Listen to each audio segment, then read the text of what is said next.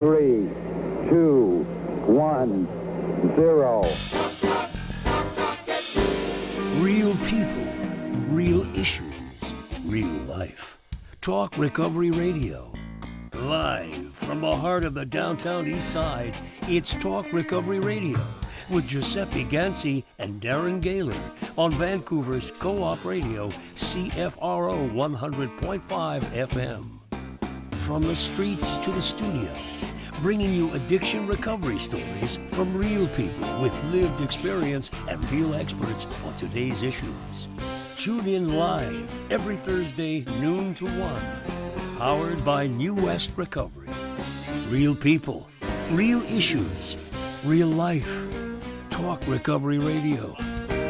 And good afternoon, Vancouver. There you have it, our Co-op Radio logo on there. Thank you so much. You're listening to Talk Recovery Radio. We're starting our 8th season today, 8 years of shows, hundreds of guests, thousands of listeners. Darren, congratulations, 8 years of you and I. Yes. The first show of 2022. Yes. So Happy New Year, everybody. Happy New Year. Yes, Happy New Year. Happy New Year. Did you have a good New Year's, Darren?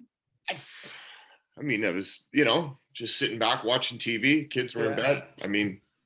It's the way of the year, I guess, for now. No big get-togethers. Thought a lot about the last dance that I brought Harrison to, my 6-year-old, a few years back, and how much fun it was. Like just to be able to go out and know that there's a group of people, sober, clean people looking to dance and just have some fun. Yeah. It's that. There's some reflecting there. I look back, I've been chair of quite a few New Year's Eve dance committees for recovery, and just the one out in Burnaby at the film studio, then the Roundhouse, and the Anvil Center, and 1,000 people celebrating New Year's Eve.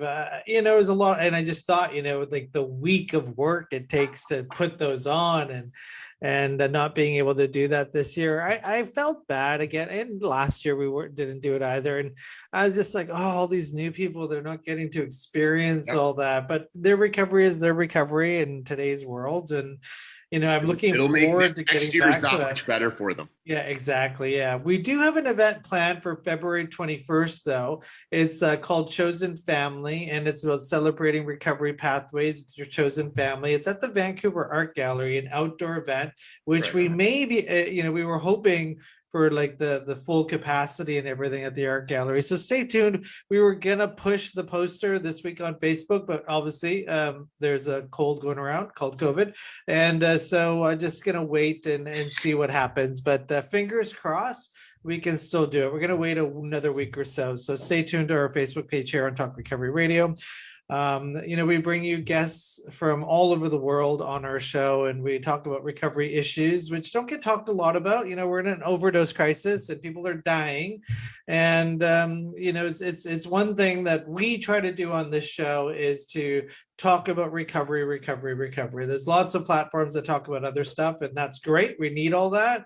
And we try to keep our show. So if you like us and you're watching us on YouTube, hit subscribe. Go to Spotify, iTunes, your favorite to restream. You can go to talkrecoveryradio.com and listen to all our past shows. Shout out to Jordan Bowman, who is our guest coordinator. If you want to be on our show, email jordan@lastdoor.org. And also, we're going to be starting personal stories again now. We did that for many years, and then we kind of got away from it, but we decided we're going to bring that back because people actually asked.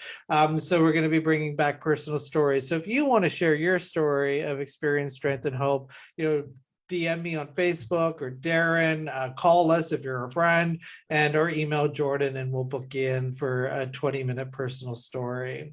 Talk Recovery Radio, powered by New West Recovery, and here we are, 100.5 FM, Vancouver Co-op Radio. And soon, Darren and I will be back in the studio when the COVID's all over.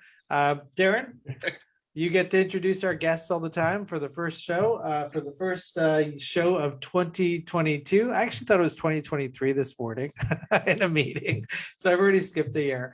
So, Darren, who do we get to talk recovery with today? Yes, excited. We get to talk recovery with Pamela D. Pesta. Pamela D, middle initial, Pesta.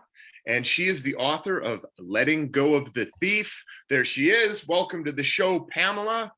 Good to have you. Hi, Darren and Giuseppe. How are you? Doing well, thank you. Excellent. Yeah, excited to have you, our first guest of the new year. Welcome to the show. Thank you. You know, we've had many authors on the show, and you know, the books, the stack is high. And you know, as I was going over your website, Letting Go of the Thief, it hit me as if, you know, another book for the alcoholic, right? And another book for, you know, those of us suffering with alcoholism to relate to. And great. But then I read a little bit further, and something unique.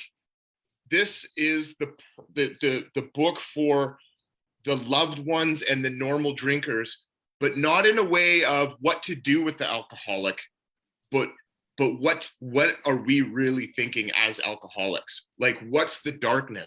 What was the intent with this book? Is it more so to relate and empathize, or is it to, you know, to build a better suit of armor to deal with the alcoholic? What was the intent with this book? So the actual intent, there was no intent originally. When I got out of rehab, my counselor in rehab suggested, because I was writing a World War II book at the time, suggested I write down my thoughts every day when I wanted to take that first drink. And so I was just writing crazy thoughts down of, like, one of my chapters is the cold shoulder, when I would have to creep around the house and everybody was mad at me. And, you know, the best thing to do in the end was get the bottle to forget, you know, why they were mad at me. Right. And so I wrote down all those memories, and then I started writing the victories, you know, drinking coffee in the morning without throwing up, seeing the sunshine, being able to cook without burning myself. I mean, all those little triumphs that we achieve in early sobriety that normal people don't understand, you know. Right. And then this day just came, and I thought I should just put this in a little book of 90 days, you know, kind of what our minds are thinking back and forth. And one thing led to another, and I put it together, and I was actually kind of hoping, I didn't have a target audience. Okay. But I wanted people to understand what we're thinking all the time. And I felt like nobody ever explained that. Right. So it was just pretty raw and gritty on what we're feeling and thinking and the emotions we go through. Well, that's what piqued my interest, because I mean, I'm a person in recovery 16 years now. Wow. I'm a counselor. You know, I just living my life openly in recovery. I mean, phone calls, Facebook messages, you know, word of mouth, and it's always a family member, usually first, right? Like somebody, or, you know, a secondary family member that's, you know, can see the parent suffering of an individual. And there's just such a lack of understanding. It seems to be the main frustration for any family member. Is they watch what we do, they watch what we say, they look at us while we make absurd lies, right? Like when it's so obvious that we're lying, right? And there's this misunderstanding of what's going on, and so many times before there's even a conversation about, you know, rehabs and detoxes and how I can get them into contact with those services, there's like an hour and a half conversation about just getting in tune with what they're going through and why they act like that, why they say that. Like it's such important information. It's dark, it's ugly. I know. Right? Yeah. You know, but it's necessary, I think, to empathize with those people. So the Letting Go of the Thief is the book. Explain that title. Okay, so at the beginning of the book, the prologue is called The Thief. And I wrote the prologue not knowing it was going to be a book at the time, to my family, to explain what had happened. that the thief was pulsating through my bloodstream. You know, like, I don't know, I came up with the thief. And I wrote that chapter for them initially. I'm Polish, and we do a ticket on Christmas Eve, and you ask for forgiveness. It's a very long story. And I read this to them, and then gave them each an amends separately in a letter. And it was difficult because there was like 18 people. But so that's where because the thief comes to kill and destroy, you know, and I just thought the thief was a perfect way of saying that the thief took my life. Took years of my life. Yeah. And so that's kind of how I came up with it. I absolutely love it. I mean, the idea that addiction robs you and your family of precious time, I never, like, I didn't know that coming into rehab or coming into meetings. Like, that concept, you know, I thought I was in control of what I was doing, right? Yeah. Now, in hindsight, looking back, it's like, oh my God, all those, like, you look at fathers coming here, you know, and maybe for someone to understand that's not an addict or an alcoholic, what are they talking about? It's like, someone's waving at me, sorry. One of the people in the crowd here.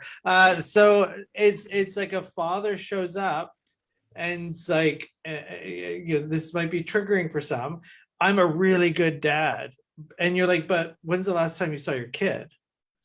You know what I mean? It's just like that. Then that's when you start understanding how addiction robs you. It's just like, you know, not saying when's the last time you saw your kid? When's the last time you took that $20 and bought a present instead of crack? And for some people, that's their story, right? So I love the title because addiction is a thief. And I'm really glad that because some people just don't get that. But it's a reality. It robs you, especially when you get to step 9 and you do those amends, you realize just what's been robbed, right? Yeah. So it's really fantastic. And may I ask, when was your rehab attempt and so forth? When was it? Yeah, when? Yeah. So I have been sober. It'll be 7.5 years here in a few days. Okay. And I thank you. Yes, it's a miracle. I'm in a miracle. I drink a fifth of vodka a day, you guys, and I'm 5'1". I'm little. I drank like a Russian. I swear to God, I did. But I'm Polish, so maybe that's why. I don't know. So anyway, the reason I asked is that you're not 20, you know, and so what was it like? You know, are you a mom? Yes, I'm a mother of twin boys. You're a mom, probably careered and so forth. So, you know, there's a lot of women right now, you know, drinking and so was there, like, how did you end up, you know, for the daughters that might be listening, trying to get their mom, because that's a horrible story out there. Moms and sons trying to get mom to go to rehab. So if you can share a little bit of that experience and hope. I would absolutely love to. Do you know, actually, it's interesting, when I put this book out, the one thing I was very afraid of was to put my name on it, because my husband, you know, has a big career and now everybody would know. And I live in the suburbs, and, you know, everyone always thinks the alcoholic is the one laying at the bottom of the street with a paper bag. Mm-hmm. And yes, there are those people, but there are also the moms, the daughters, the husbands. You know, it can take anyone, regardless of where you live, what you own, all of that, right? And I don't think the world still understands that particularly. I went into rehab. My family had several family interventions with me. One time they locked me in the house. My sons came home they were living in other places, one in Chicago, the other one a couple hours from here, came home, locked me in the house. I wouldn't go. It's a very long story. The one son came home again months later. And I had drank so much this one weekend. I should have gone to the hospital. I really should have, but I didn't want to because I knew I wouldn't be able to drink. And anyway, long story short, that Monday, I had drank everything in the house. I put water in the family vodka bottle, and he came home from work. He was 24 at the time. He came home from work and you know, said, I know you put water in that vodka, Mom. We all know. And that was my bottom. My bottom was, it was my own child telling me that I was basically a drunk, you know, and I had prided myself on being a mom. And the interesting thing was I staved off my drinking really till they were in high school. So it was always there. But when they were around 17, they were playing football. They were all involved in sports, and I could shift into that whole day drinking, get sober by 6, feed them dinner, and get away with it. And then that went on when they went to college. So it was years. But yes, I mean, I did not want the scarlet A on my head because I was the mom, right? Mm-hmm. And no one in the suburbs would ever trust me again. And I was terrified. Pamela, what changed? What inspired you to put your name on the book? You know, I will tell you this, when I was in rehab and then all through going through the steps of AA, I really worked diligently to change my life, to find out where my issues lie. And I finally decided that the cool thing was I went to the Ridge of Ohio, and they do a family session every week, twice a week actually, and they explain the disease. Mm-hmm. They explain it as a disease. And so I was able to tell myself, you have a disease, you are doing everything you possibly can to fight it every day, and you're a winner now. Normal drinkers cannot go out on St. Patrick's Day and not have a beer. I mean, they can, but what I'm saying is it's rough out there. You know, I go to parties. There's a chapter in my book that portrays going to a party sober. Everyone loves it.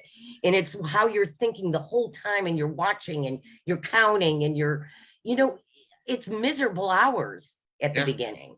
Yeah. It's miserable. There's a fight I think I remember having where, I mean, there's that child inside of me that just wants to be a part of. So if I go somewhere, whatever the majority of the people are doing, if I'm not doing that, I feel that feeling. I know it, and I don't like it. And I think that's one of the biggest struggles for those of us recovering, is there's no way around that. And there's this decision of, well, then do I just not go? And for how long? And when can I go where that doesn't affect me like that anymore? And that's our own journey, isn't it? I mean, that's the process. But I do, commend you for, having those reasons to stay anonymous and,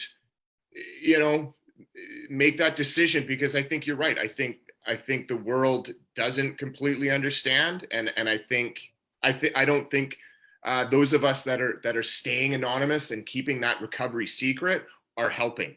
That I get it. Like, I get how we connect to the shame so deeply, but I mean, there's nothing I'm ashamed of after being clean a little while. You know what I mean? And sober. Yeah, I mean, I always love the statement, anonymity doesn't mean invisibility, there's I always use the gay movement and the gay pride movement as a barometer on where we're at with Recovery Day. That's Recovery Day in the background here. And 20 years ago that never would have happened. 10 years ago, this is the 10th anniversary of Recovery Day this September. I'm the chair of Recovery Day. And I remember 10 years ago, like, it was hard to get anyone to show up. It was hard to get service providers to show up. I mean, we had a few hundred people. We begged our friends to come, but it's people said what people said back in the 90s. How about if somebody sees me at Pride Day, they'll think I'm gay. Yeah. How about if the camera catches me in the video? It's like, as if, in the midst of all these people, they're going to hone in on you on the camera. But what if, right? The same thing happened at Recovery Day. People were like, well, people are going to think I'm sober. what? You know, I so know. it's very powerful that you came out with your story. You know, so I definitely want to applaud you for that, because it's so much bigger to be able to add more voices and to say, hey, it's okay to be a mom with alcohol issues, and you know, this is a path you want to take, which is this type of recovery. Oh, that's the other thing I wanted to ask you. So Sure. so you're in recovery. I heard you say the word AA steps. Is Yeah. this somebody to sobriety? Is this managed drinking? Is this a book, like my mom doesn't want to get sober, you know, so she just wants to, will this help her as well? You know, the only thing I can think of is she might not want to get sober. Do we ever want to get sober? Like Yeah, I on guess. that Monday, I didn't want to get sober till my son said it, you know. I don't want to be saved. No, I please stop Yeah, yelling yeah, at me. yeah. I Where's didn't my put that fifth? water there. Yeah. But a lot of people have read it and recognized that they do some of these things, and they come to realize, oh my gosh, I am obsessing about alcohol, or I do drink a lot at night and then lay in bed in tear, wondering what's wrong with me. So they do kind of identify with some of it. Even people, there's a guy who has my book out of Portugal, and he's a gambling addict, and he loves this book. He just exchanges the word. Right. So there's people, you know, drug addiction, all kinds of addictions that just exchange the word. I think we all go through the same noise in our head. Absolutely. That's always a parallel, no matter what it is, the mechanism that we're using to help cope. That, you know, when I'm just reading here, I'm not sure that I'm going to make it today. One little drink won't hurt me. I've been on this sobriety wagon long enough. I think I'm cured now. And why am I glaring at that woman over there who just ordered her second glass of wine? Like, I mean, you know, that type of thinking, no matter what substance that we're talking about or what addiction is, like, I mean, that's relatable. Yeah. Now, a question, again, we're talking with Pamela D. Pesta. The book is Letting Go of the Thief. And we talked a bit about that title.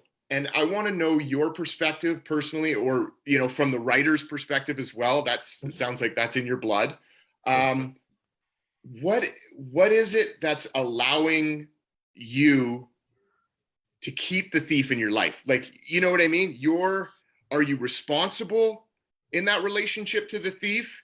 You know, there's this a thinking that, you know, we're powerless people, we don't have a choice, but there is some component of, you know, wherever our will and motivation of choice is coming from, we're keeping it close.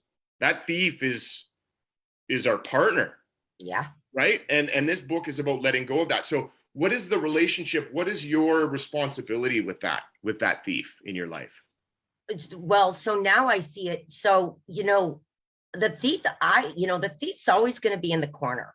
I do believe it, because I've had instances in my life through these 7.5 years where I'm like, I'm just caving. I'm going to get the vodka. I'm over whatever's happening. You know what I mean? Yeah. And the responsibility is on me, because I do know what it is now.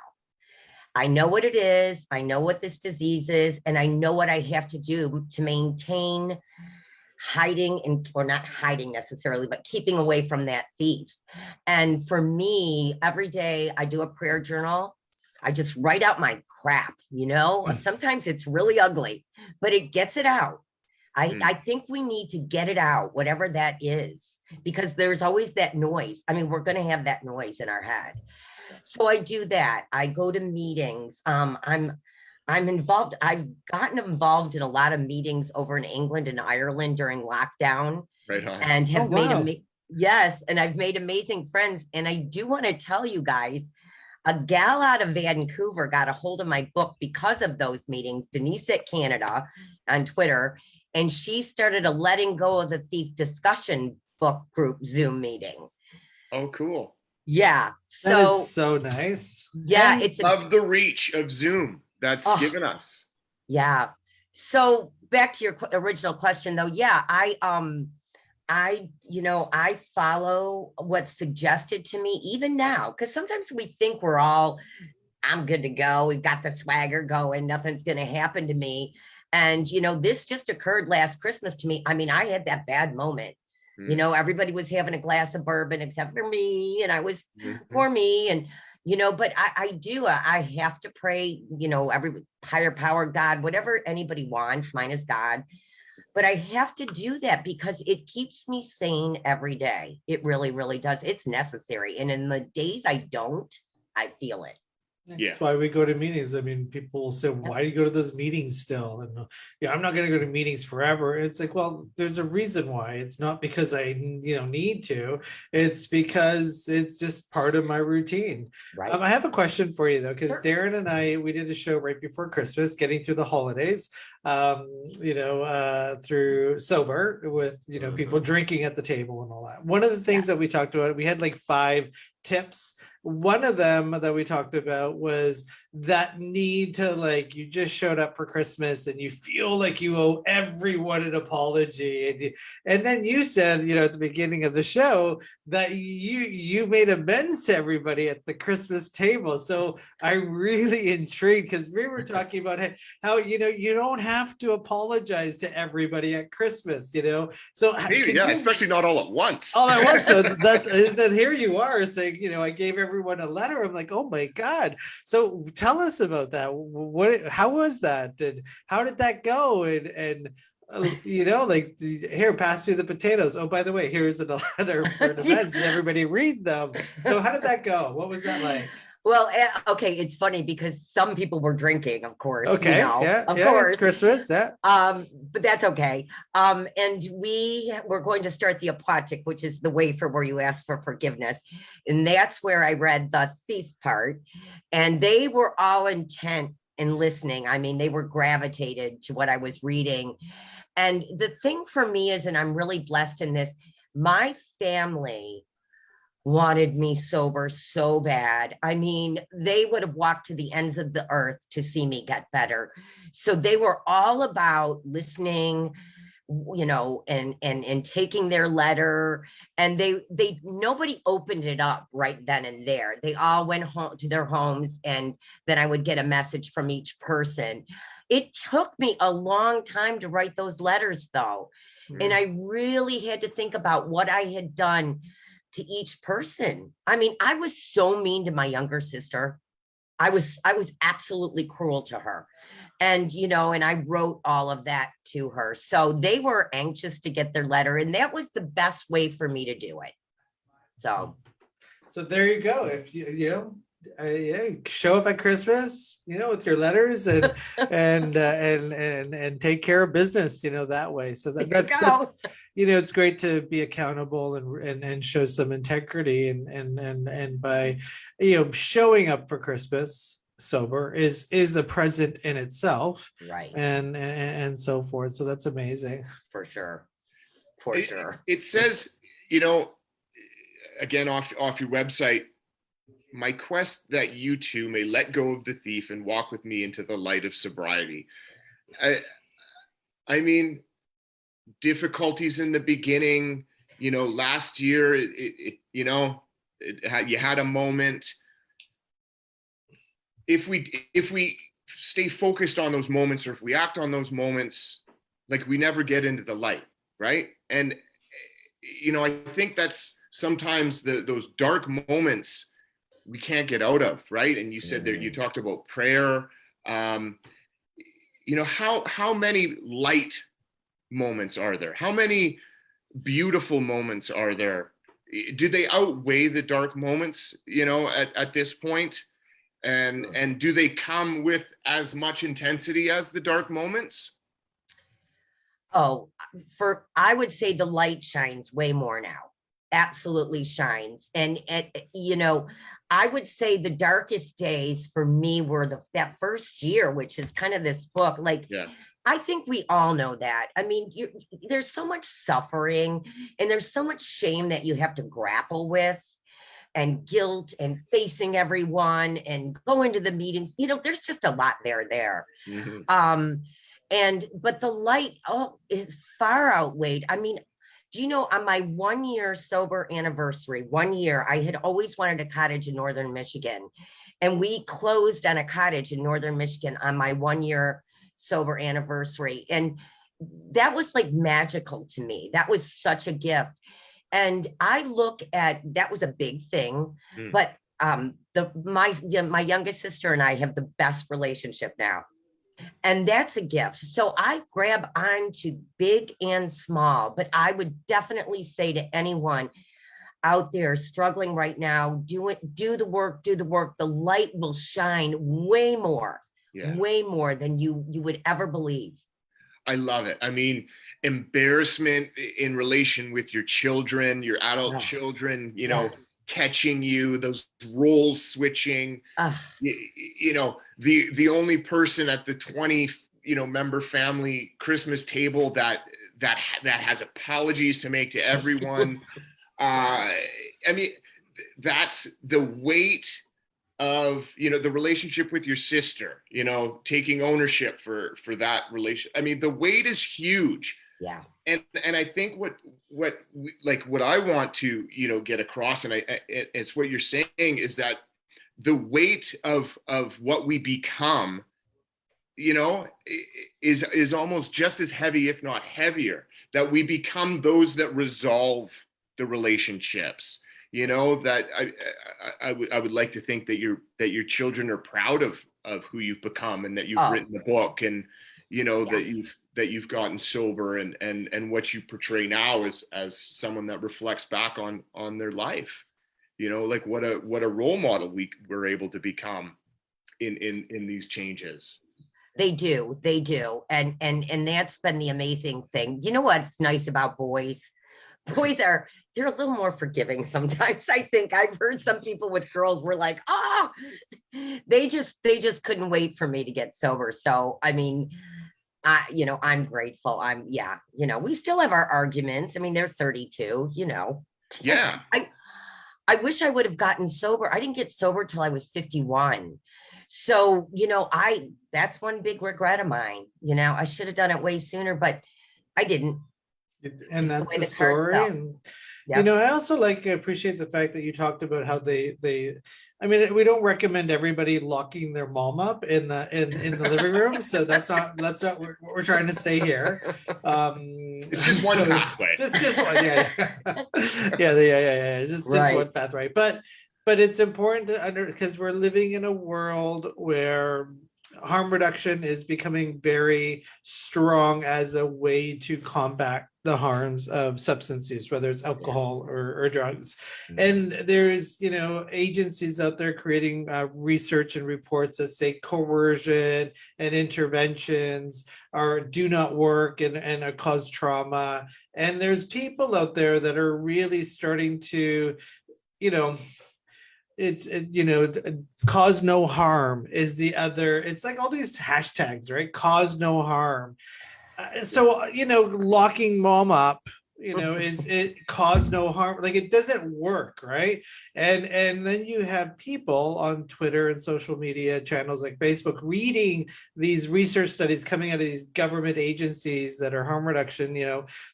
Like, I know Darren's story. I know my story. Like, I was go to treatment or you're fired, stay sober or you're fired. There was some serious, that in the harm reduction world is considered not effective. Darren has been interventioned on. Pretty much everybody I know in recovery was forced into recovery because, like you said in the show, I didn't want to get sober, So what are your ideas on all that? And how do you touch on that on the book? Is like, mommy doesn't want to get sober today. So what do you do? Do you lock her up? Like, what do you do? So what do you think about that? Then we have to get into our next guest. But I really wanted to hear your thoughts on that. Intervention. Okay, so there's a chapter called Intervention in my book that everyone loves. Okay. And it's what I'm thinking as they're talking to me. And I'm like, how dare you talk to me like that? And you all think you're perfect. And, I was antagonistic. But that's where I was at that moment. But I know people that have had professional interventions, work interventions that did really well with it and went on and became sober. I don't think there's a right way for anything. Mhm. You know, everybody's always wants to hashtag everything and this and that. I think it's different for everyone. I know people that have done interventions, they've been great. They're survivors, they've got years sober. Others, it didn't work. I don't know. Yeah, I like that. Yeah, perfect. Yeah, it's the only answer, really. Yeah. You know, It's Tuesday like, today. Let's get everybody get until clean I'm on Tuesday because watching- it works. until I'm watching my child, you know, suffer and throw stuff and get, you know, physical and aggressive. Like, you know, maybe I would be a proponent to, let's give him his own choice. You know, in that moment, I'm probably going to get some handcuffs. Yeah. And then what? We're going to blame the stressed out family for going to any lengths. And I mean, that's what I've always told families is just, hey, whatever you did, and you just read a book that opposes that, don't feel ashamed. Don't feel guilty. Yeah. Whether it worked or That's an important point, Darren. Perfect. That's the point. Yeah, that's great. Yeah. Thank you for being on the show. You guys, it was really fun. Thank you for having me. Yeah, it was really great to I have wish you on you the all show. the best. How can we get your Same. book? What's your website? Oh, I'm on Amazon.com, Letting Go of the Thief. Okay, awesome. And you have a Twitter handle? I do. Pamela /Pesta at Okay. Pamela _ Pesta. Excuse me. Awesome. Thanks I got for a being huge following. thanks for so. being on our show. Thank you, You guys, everyone. Happy New Year. Happy New Year to you too. Thank you so much. Take care. Yes, take care. Thank you. Awesome. And there you have it. You're listening to Talk Recovery Radio on Vancouver Co-op Radio, 100.5 FM. And you're listening to Talk Recovery Radio. This is our 8th season, everybody. 8 years of shows, hundreds of guests, thousands of listeners. And we are now on to our guest two. As promised earlier, we're going to start getting into personal stories again on Talk Recovery Radio. Actually, by a listener demand, people kept on asking, hey, what happened to your personal stories? Well, here we go. We've got our first guest of 2022, Daniel Goodman. Hello, Daniel. How are you? I'm doing very well, Daniel. Where are we talking to you from, Daniel? Los Where? Angeles. Los Angeles. Oh, That's right. wow. Where the power outage occurred last time. Oh, I was yes. gonna say if something didn't work this time, then It was meant to unfortunately be. it's not meant to be, but it is meant to be. So I'm Absolutely. here. You know, we just had a snowstorm here. Our show's coming to you live from Vancouver, British Columbia, New West Recovery. And I gotta say, Los Angeles, there's two things about Los Angeles. It's probably a great place to do drugs and get high and drink, but it's also a great place to get clean and sober. Yes. So tell us about your story. So it says here that you're a day trader, and which I gotta ask, were you a day trader during your addiction, and did drugs help you day trade, or did No, you so- come into your recovery? So it's actually funny. I'm sitting here. If my eyes wander, it's because we're in market hours right now with 23 minutes left of the market with a pretty insane time. So it's actually funny, but I was not a day trader in my using and abusing days. Because I was thinking Wolf of Wall Street, something like that kind of story coming down the. I look at that. I'm like, look, he seems like he's doing really well. He's on a lot of podcasts. Jordan Belfort. I mean, he's doing all kinds of things. He put together, his own. I believe he's like 20 years sober. Really? I think so. Yeah. Okay. I know what I do know is that he did get sober. From what I know, I didn't read the book. Okay. But anyways, no, definitely not that. I started day trading. I want to say a year into my sobriety. And, this is actually a really good time to have this, and I apologize, to have this, you're going to have to excuse me, and I'm so sorry this is exactly what I'm doing though. Like this has been, but it's a great time to have this meeting because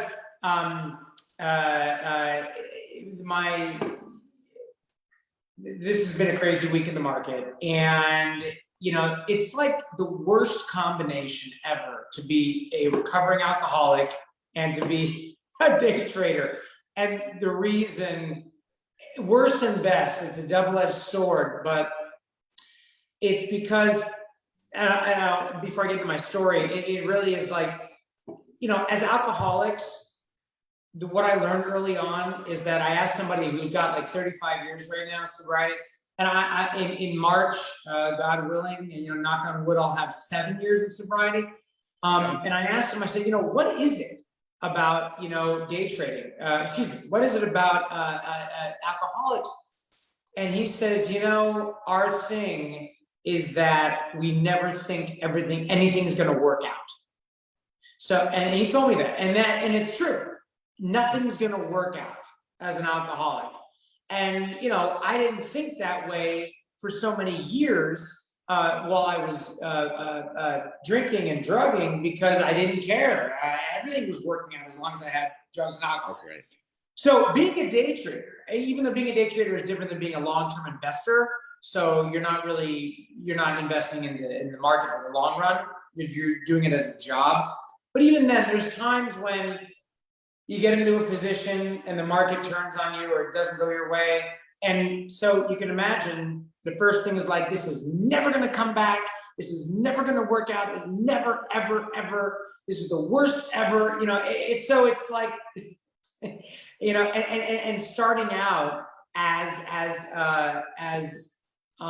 starting out, 1 year sober. And they say, I've heard, for the first year, you're not supposed to do anything. For the first year of sobriety, you're not supposed to do anything. You're just not supposed to do anything, meaning like nothing that's going to cause you stress. No relationships, stressful jobs. And did you do that? Did you do nothing for the first year? I did everything. Okay, perfect. Because they say that, but I don't know Not anybody many really people, that's done it. You know what? This show is put on by a treatment center where we try to get our guys to stay here for 6-7 months. Since I've been here for a while now, I've noticed that the culture's changed. A decade ago, people went to rehab for a year. It's pretty hard to get somebody to go to rehab for at least 6 months these days. So in LA, I want to talk about LA for a moment, if I may. Getting sober in Los Angeles, what was that like? You hear about California sober and celebrities and meetings. I went to NA meetings in LA, which I thought were great. You're sober too. Yeah. What was it like getting clean in LA for you? Exactly. So, I was living in Beverly Hills at the time. Right in the heart of it. And there's actually really good meetings in Beverly Hills. And I got sober there.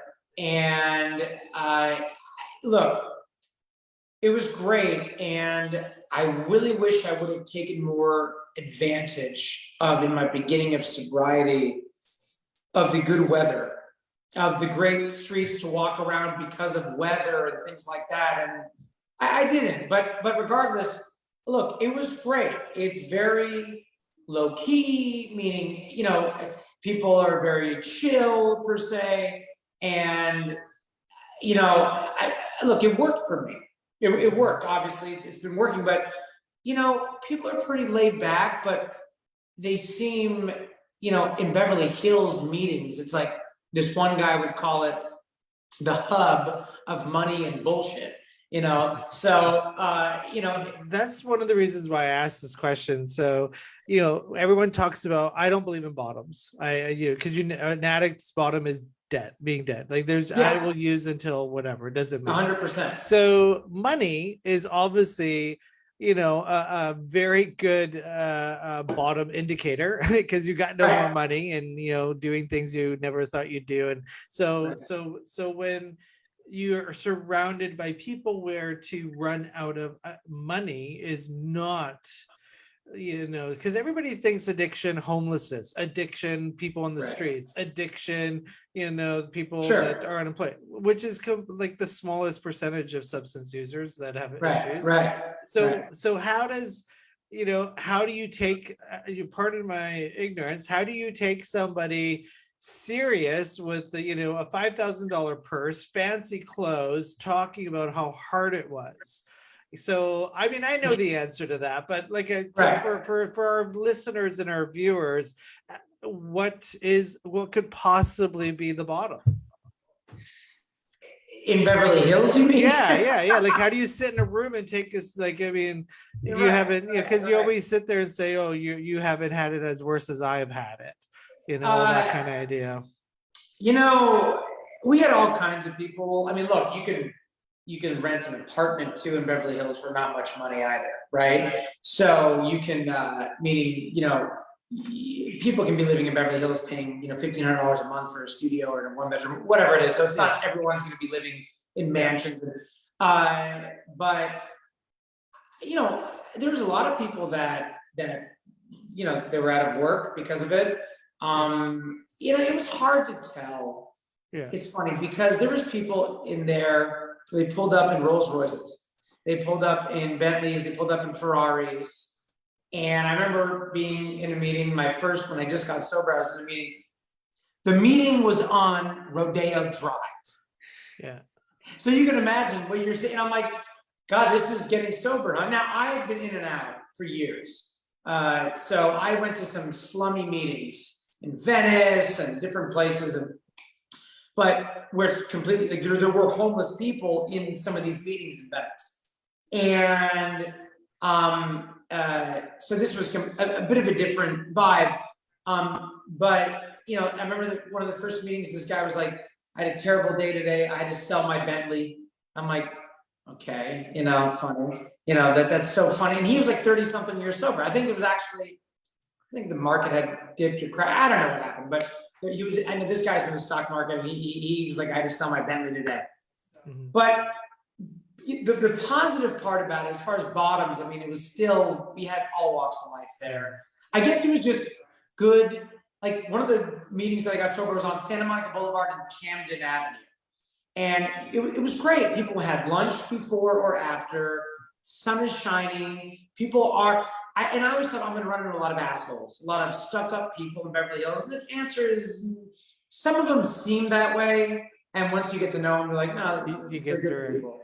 Yeah, they're good people. I have one more question, then we'll let Darren take over with some questions. Yeah. I just want to, so you're day trading. I was listening to you talk earlier about it, getting all excited, Yeah.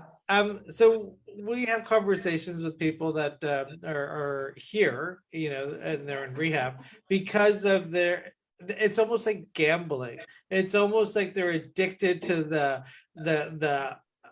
suspense. Oh yeah. What's going to happen in the next 5 minutes, up and down like that. So have you thought about that? Have you, do you talk to your sponsor about that?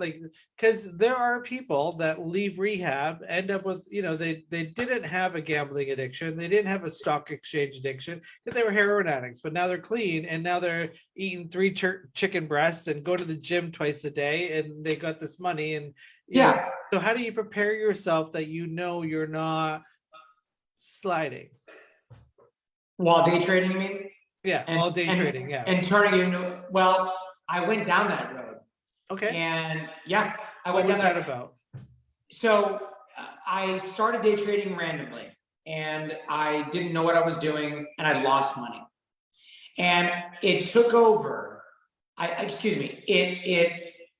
replaced my drinking with day trading. Now, I was already about a little over a year sober. So I saw myself that I was getting a rush. Same thing as gambling. Day trading absolutely can be gambling. And if it turns out that you're good at it and you can fight through it, you can make good money. And that's a nice job. But being an addict, it took me a lot longer than most. A few years of heartache and pain and a lot of financial loss. And then I eventually got out of it and now I'm profitable and I don't gamble at it anymore. So it's a very thin line and there's ways to go about it. And I love to, if you guys want to ever talk about day trading, you can have me back on. I would love to. I can talk forever about it. But yes, I liked to gamble a little bit. I played poker. I did go to Vegas, and I liked to gamble a little bit, but I wasn't like an addictive gambler. But I replaced it with, and next thing I know, I'm treating day trading like gambling. I need more. I can make the money back. I need to make this back. It's like you're making money back like you're at Vegas. Turned out that I stuck with it and it actually became profitable. And it's when great. you apply some like accountability and responsibility and, you know, maybe call it rules to the situation, I'm sure going into it, it's just as soon as you either win big or lose big, it takes away all rules, right? Because absolutely. Because the rule, there's two big rules. It's you have to stop once you hit your max loss, and you have to stop once you hit your max gain. It's kind of like the rules of managing, like drinking manageably or attempting to, like, you know what I mean? Like take that sort of, you know, and that's just it. I mean, there's so many areas where we, you know, especially, you know, if we've cleaned up in some way, shape, or form, that if we indulge it in that type of areas, I mean, it replaces it, eh? Yeah. So managing that, I mean, I want to go to the you know, this little write up here. I like the fact that, you know, people always need to claim, like, you know, especially when they go to rehab or they're getting clean, like that I'm doing this for me, you know, like I say it because I need to believe that. It makes me believe that I'm doing it with good intent if I'm doing it for myself. But I learned long ago, you do it for anything. It doesn't matter why you're getting clean. Do it for your mom, do it for your sister, do it for your kid. And you said that the major point that you want to make is the fact that you didn't get sober for yourself. No, I didn't get sober for myself. I didn't care enough about myself. Makes sense. I could care less. I mean, think about what we do. Yeah. We, for many, many years, we're risking death. I mean, people have party. Yeah. What was it? What was the answer to that? What was the reason that you got sober? My wife, to keep my marriage. So I met my wife, and I met her in June of 2013, and I got clean March of 2015. So for, you know, close to 2 years, I was drinking and using, and it was a disaster. Yeah. And I had, you know, stints of sobriety, 30 days, 60 days. So she got to see me, who I was in that time. Thank God. Yeah. And she hung on, and she saw that I was, you know, a good person and good intentions, and I just had a bad drinking problem. And so one day I went on about a 3-day bender, and I woke up in bed, and hey, that's lucky, getting up in bed, woken up in a lot of places and different cities, right? You know, different states. And I looked at her, and she was there, and I kind of said, hey, well, you know, I was on about a 3-day bender, and I didn't remember what happened. She said, so what'd you do last night or something? And, you know, I had that, you know, of course, shame and incomprehensible demoralization, as they say. And she says, I went to an Al-Anon meeting last night. She took one of her friends, went to an Al-Anon meeting. And this is a woman who has no idea about alcoholism, as far as she was never around it like this. And I said, really? She said, yeah. I says, I don't know what else to do. And, you know, look, she had two choices. I could have woken up and there could have been a note, right? And said, I'm gone until, you know, but she decided to go to a meeting, and that meant a lot to me, and it meant even more to her, or meaning, you know, she didn't know what to do. So that was her way of saying, like, I love you and I want to stay with you, but I'm trying to reach out for help. And for this woman to do that, completely. But did it allow her the position of giving you one more chance, or sticking through 12 more relapses? Like what did that therefore grow within her by going to Al-Anon?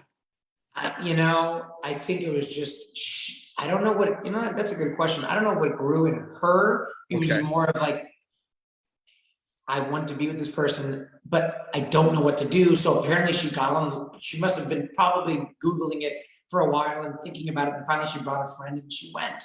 Probably because it's like, you know, well, this is the places you go to cope with people that you love that have this problem. But I guess more importantly, that was it for me. And so was there a verbal ultimatum at that point? No. Was there a threat? I mean, what was it that got you to the point of going, oh, okay, if I don't go get sober, then I'm going to lose my wife? Like how was that communicated? You just knew it? her going to Al-Anon was the communication. Okay. She was having panic attacks. For months, she was like panicking at night because of what I was doing. And Right. so it was building up. So she's gonna get insight and realize who she's with isn't doing her any good anymore, which is the hope for Al-Anon. You know what I mean? So glad you asked that question, Darren. For those of you that are listening to the whole show, our first guest, her sons had to lock her in the house, like, restrict her from leaving because she's 50 years old, drinking herself to death. And so that's what they had to do, literally intervene. And because we've been having this conversation, British Columbia is very, very high in harm reduction, and the idea of coercion and interventions, cause trauma and should never be used on a person with substance use disorder. But here's the problem with this disease of addiction. You don't know how people and why people are going to flip the switch and say, okay, I'll try this. It's your wife went to Al-Anon. Lots of women go to Al-Anon with husbands that never stop drinking. Does that mean Al-Anon doesn't work? No, it just, you know what I mean? So I'm so glad that you mentioned this, especially as because we have to do everything. And hopefully something sticks. And for you, I know, I don't do intakes or anything, but I've talked to moms and said, you know what, you go to Al-Anon or Nar-Anon, and guess what happens? You start to learn, the gig is up to the person using drugs. Like, mom knows that I'm, it's because of the drugs. Mom knows I'm just manipulating her now, and that's a pathway to recovery. So I'm glad that you found it, and you didn't have to completely destroy your life to find recovery, and that you were able to continue on and learn about day trading, because really important topic, because a lot of people in early recovery, get lost in that. So if you're listening to the show and you saw Day Trader, want to know what it's about, you can, getting sober doesn't mean you have to stop everything. It's just you need to keep it up for review. And if day trading isn't a problem for you, then congratulations. If working out isn't a problem for you, then keep going to the gym. I know some people that can't yoga anymore because they were going to yoga all day. When we come from a place of having to make up for lost time, lost money, lost relationships, that first thing we can get into, if we go into that purpose, we can lose it all, right? It's too risky. I mean, so you kept your wife, had a daughter. I mean, that obviously brings in this whole new world of purpose and responsibility and accountability, which always helps. But what's life like now? Is it still difficult? Being a person in recovery, is it easier now? What's it like now? Man, I'm glad you asked that question, because one thing I wanted to really say, because it's big, because I'm almost 7 years sober, and I've made so many mistakes, financial mistakes, including day trading, because that was a mistake. I did it the wrong way. Right. And by the way, real quick, anybody that wants to day trade, start with simulated or fake money. There's platforms that give you can't start with real money. Right on. Put that out there. That's a huge thing. You gotta start with simulated money. Okay. But I've made a lot of financial mistakes. Spending money, I've become addicted to spend. I became addicted to spending money, shopping. So I replaced it, and that did not make my recovery any easier. It made it harder. Right. Because we all know, okay, you're sober, you start spending money, now you're broke, and you have a lot of shit in you got clothing that's worthless. Great. You got nothing, but you're shopping. That's not good. So, but it's okay to spend money, but it's like finding the medium in the medium. But what's life like today? We just moved into a new house. I have actually another child who just turned 2 yesterday. So my daughter's going to be 6 in March. My son's going to he was 2 yesterday. Right on. But thank you. But I lose my temper. I lost my temper yesterday. Like the worst thing I could do. And it has to do with day trading. I've had a bad week. The first week of the trading year, had a crappy week. made mistakes, didn't do what I was supposed to be doing. You know, it's just a bad week. But a normal day trader is going to look at it like, this is okay. It's a bad week. Everyone has bad week. Every single living thing has a bad week, right? Doesn't matter, right? Okay. But not an alcoholic. I'm not going to think like that. It's all about me. You know, this is the worst week ever. My year is doomed. Yeah. Okay. So I lost my temper.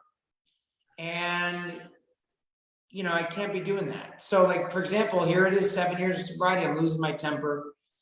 My mind goes to places that, you know, but when's the last time I went to a meeting? It's been a little spotty with Zoom meetings and this and that. But so you're going to make mistakes. However, the point is,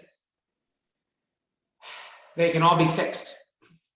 These mistakes can be, I had to talk to my daughter yesterday and sit her down and say, Daddy made a really silly, did really bad things yesterday. But I had a piece of plastic, something with a tray, and I kind of threw it down on the ground. I was like, I lost it. You know, bad. You can't do that. That's violent. And That's so not for good. those people that are like, what is so many people think recovery is about being sober.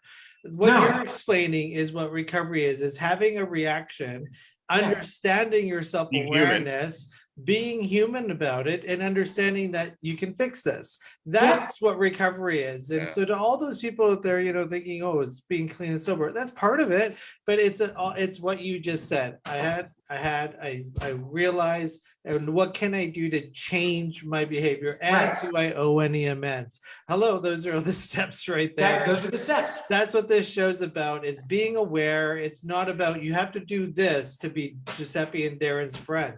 You ain't got to do nothing. You got to do what you got to do for yourself. I mean, there are a couple of things I've got a list for my friends, but I have a 6-year-old and a 3-year-old. Exactly. They were brought on Earth to help me equalize my temper. And I learned how far it can go on one end, and how do I remedy that? Like, and you're present to understand that, Darren, and your kids are grateful for that. And we've run out of time. We're on the hour. The next show's coming up, so you're listening to Talk Recovery Radio.